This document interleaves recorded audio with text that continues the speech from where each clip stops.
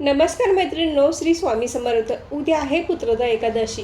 पुत्रदा एकादशी व्रत का करावे, कसे करावे, या व्रताची फलप्राप्ती काय आहे, उपवास कसा करावा, कधी सोडावा, ज्यांना उपवास करणे शक्य नाही त्यांनी काय करावे, अशी संपूर्ण माहिती आपण आजच्या व्हिडिओमध्ये घेणार आहोत. तर व्हिडिओ स्किप न करता शेवटपर्यंत नक्की बघा.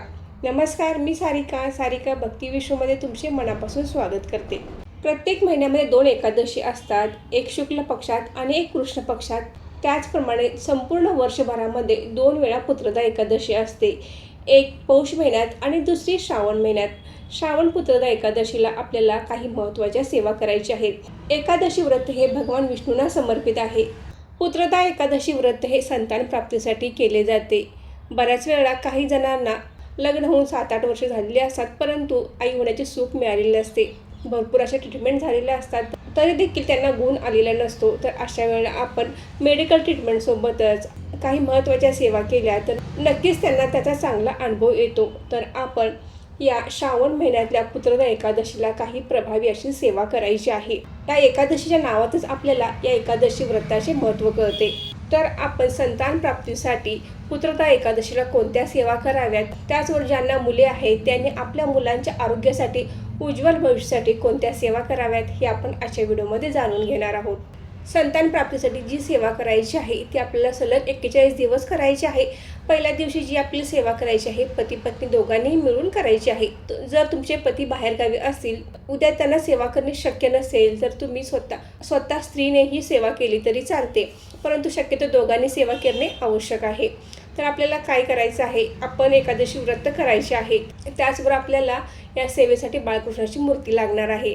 तर आपण एकादशी दिवशी सकाळी लवकर उठायचं आहे. आपले घर अंगण स्वच्छ करून आपली नित्य देवपूजा करायची आहे आणि देवपूजेसोबतच आपण बाळकृष्णाच्या मूर्तीवर अभिषेक घालायचा आहे. तर एका तामणामध्ये बाळकृष्णाची मूर्ती घेऊन आपण सर्वप्रथम 1 वेळा स्वामी स्तवन म्हणायचं आहे. त्यानंतर आपल्याकडे अभिषेक पात्र असेल तर ते बाळकृष्णाच्या मूर्तीवर ठेवायचं आहे. त्यामध्ये पाणी घालून हा अभिषेक चालू असतानाच आपल्याला संतान गोपाल मंत्र म्हणायचा आहे. 108 वेळा संतान गोपाल मंत्र म्हणायचा आहे. संतान गोपाल मंत्र तुम्हाला यूट्यूबला मिळून जाईल किंवा गुगल सर्च केला तर तुम्हाला तो संतान गोपाल मंत्र मिळून जाईल, किंवा माझा जुना व्हिडिओ आहे त्यामध्ये देखील मी संतान गोपाल मंत्र सांगितला आहे. तो व्हिडिओ बघून जरी तुम्ही सेवा केली तरी देखील चालेल. त्यानंतर 108 वेळा श्री स्वामी समर्थ या मंत्राचा जप करायचा आहे. त्यानंतर 16 वेळा पुरुषोक्त म्हणायचं आहे. आता 16 वेळाच म्हणावे का, तर शक्यतो 16 वेळा म्हणा, नसेल शक्य तर 1 वेळा म्हटले तरी चालेल, परंतु आपण जर सेवा जास्त केली तर त्याचा फायदा आपल्यालाच होत असतो. त्यामुळे आपण 16 वेळा पुरुषोक्त म्हणायचं आहे आणि 1 वेळा श्रीसूक्त म्हणायचं आहे. त्यानंतर आपण जो अभिषेक आपण चालू ठेवला होता तो बंद केला तर चालेल. त्यानंतर आपण श्रीसूक्ताची फलश्रुती म्हणायची आहे. तर ही सेवा आपल्याला पुत्रदा एकादशी दिवशी करायची आहे. ज्यांना मुले आहेत त्यांनी आपल्या मुलांच्या उज्ज्वल भविष्यासाठी प्रार्थना करायची आहे. त्याचबरोबर तुम्ही मुलांच्या आरोग्यासाठी, उज्ज्वल भविष्यासाठी अभिषेक सहित तुम्ही ओम नमो भगवते वासुदेवाय या मंत्र जप करू शकता. विष्णू सहस्रनामाची सेवा देखील तुम्ही एकादशी दिवशी करायची आहे. व्यंकटेश स्तोत्र, संक्षिप्त भागवत ग्रंथाचे देखील या दिवशी वाचन केले तरी देखील चालेल.